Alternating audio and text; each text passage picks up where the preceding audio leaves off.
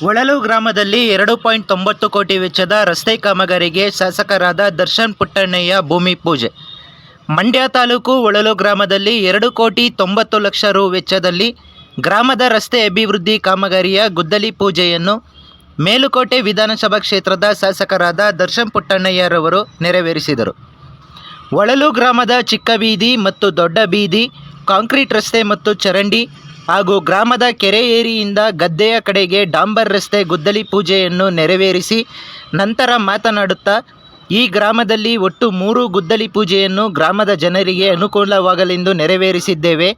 ಚಿಕ್ಕ ಬೀದಿಗೆ 45 ಲಕ್ಷ ಮತ್ತು ದೊಡ್ಡ ಬೀದಿಗೆ 45 ಲಕ್ಷ, ಒಟ್ಟು 90 ಲಕ್ಷ ಹಾಗೂ ಕಾವೇರಿ ನೀರಾವರಿ ನಿಗಮದ ವತಿಯಿಂದ 2 ಕೋಟಿ ಅನುದಾನದಲ್ಲಿ ರೈತರಿಗೆ ಎತ್ತಿನ ಗಾಡಿ ಹೊಡೆದುಕೊಂಡು ಓಡಾಡಲು ಅನುಕೂಲವಾಗುವಂತೆ ರಸ್ತೆ ಕಾಮಗಾರಿಯನ್ನು ಈ ದಿನ ಚಾಲನೆ ನೀಡಿದ್ದೇವೆ ಎಂದು ತಿಳಿಸಿದರು.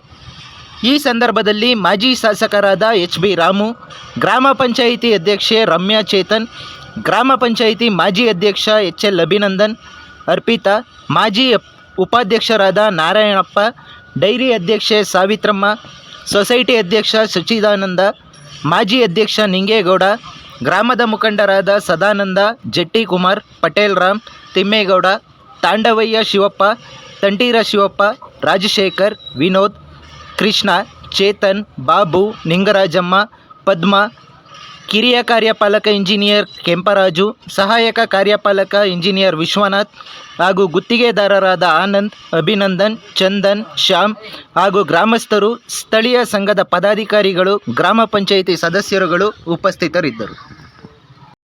ನಮಸ್ಕಾರ. ಇವತ್ತು ಇಲ್ಲಿ ಹೊಳಲು ಗ್ರಾಮದಲ್ಲಿ ಕಾಮಗಾರಿ ಚಾಲನೆ ಮಾಡೋಕ್ಕೋಸ್ಕರ ಇಲ್ಲಿ ಬಂದಿದ್ದೀವಿ.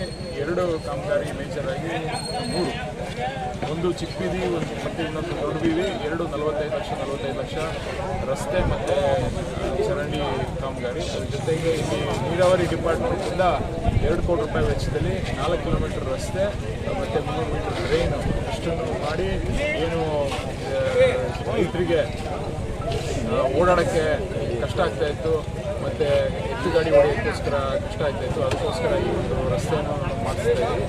ಚಾಲನೆಗೋಸ್ಕರ ಬಂದಿದ್ದೀವಿ. ನಮಸ್ಕಾರ.